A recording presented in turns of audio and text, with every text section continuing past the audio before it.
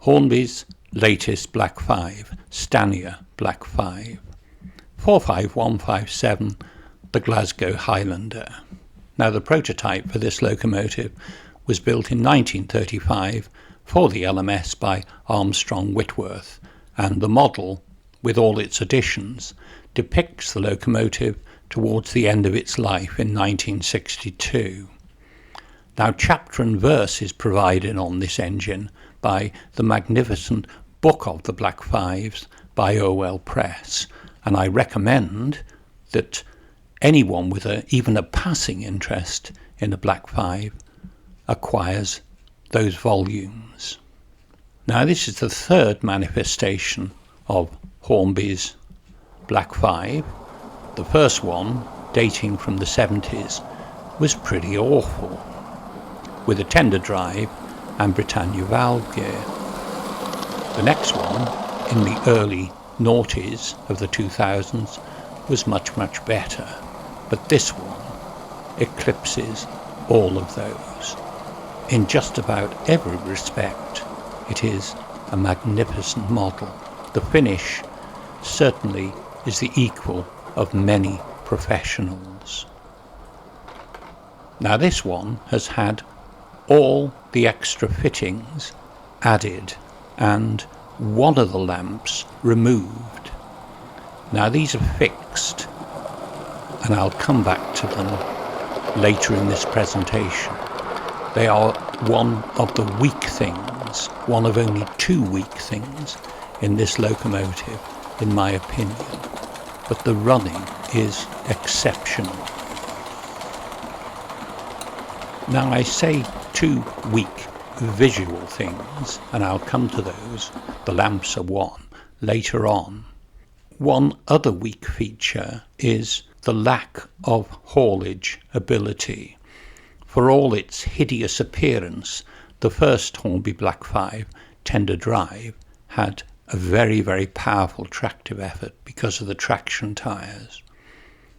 This one is nowhere near that. It looks fantastic, but in this shot, 6 kit-built metal XLMS coaches proved to be the maximum.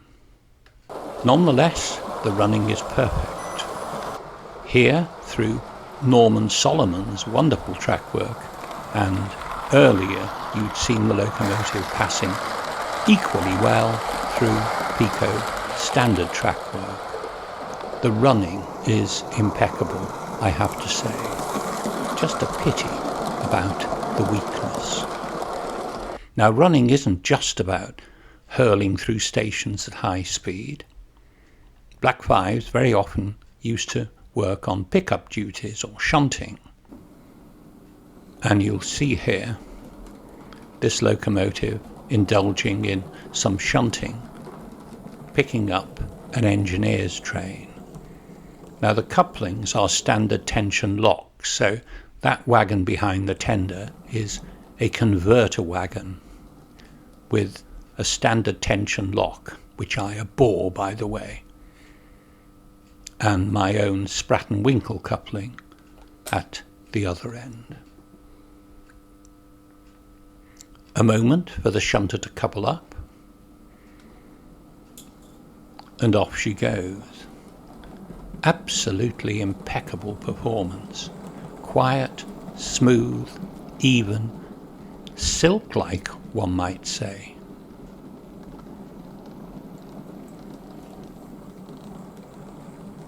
Reverse as well. Granted, this is the finest track you'll find anywhere in 00, but the back-to-backs on this Hornby locomotive are really consistent, and all the wheels are to RP25 profile and completely concentric. Now this is the head code, the 2 lamps provided at source, and that's an unfitted train, loose coupled, which this engineer's train would be.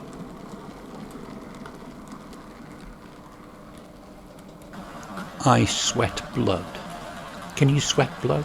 Anyway, I expend sweat and blood trying to get locomotives to run like this. And here you have it, for just over £200. Now, I mentioned the lamps, and these are gross. They're far too big. They're fixed. In the instructions, it suggests some modelling ability will be needed to alter them. Well, some brute force as well. They're too big and they're too bright. In my opinion, it's nothing more than a gimmick. And Hornby would do well, in my opinion, just to dispense with them and have the correct sized lamps. And don't bother with the illumination. They're only oil lit and they just wouldn't be seen during the day. Now there's a second potential problem. Well, not a problem. It's the drawbar. It's too long. The loco and the tender, when coupled together, you'd need Bob Beeman to be your fireman. For those who don't know, he's the guy who jumped out of the pit in the 1968 Olympic Games. Nobody had ever jumped 28 feet. He didn't. He just jumped 29.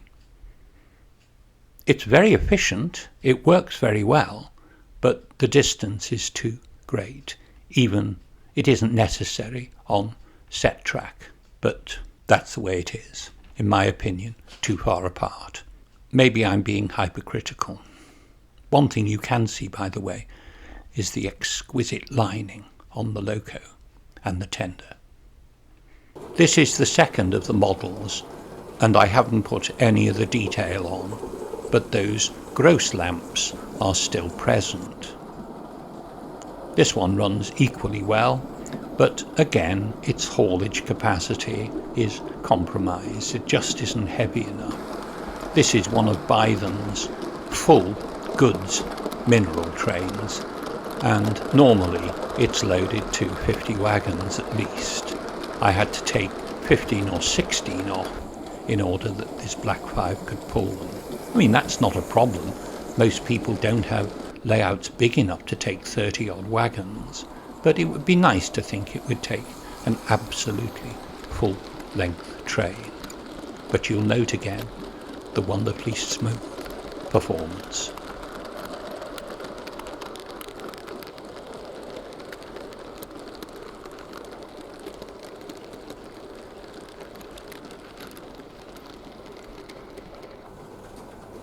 We'll take a run through all the way. That really is lovely Volschart's valve gear, and for the first time in my experience with a Hornby RTR locomotive with outside valve gear, the return crank on the centre driver leans forward correctly for inside admission valves. That's what I read anyway. I don't know the difference between inside and outside admission, but it's correct on this model. And can you see the great gap between the loco and the tender? Something of a pity, really. But if all I did was load gushes of praise on a model, observers might think I were not being truthful. As I say, there are only 3 issues: the lamps, the loco to tender drawbar, and the lack of adhesion. And the lamps here, look at them, they're like miniature searchlights, and this is daylight. What a pity. That said, this is going to satisfy 99% of potential customers. It's light years beyond the first Black 5 from Hornby, and it's better than the one from the early noughties. It's available in different manifestations as well. Somebody I know has bought a Caprotti version. What can one say? Super smooth, if slightly limited performance, exquisite finish, detail to die for. But the lamp's just a bit too bright. Apart from that, I think it's fantastic. And despite being over £200, That's a lot less than I would charge to build a DJH example.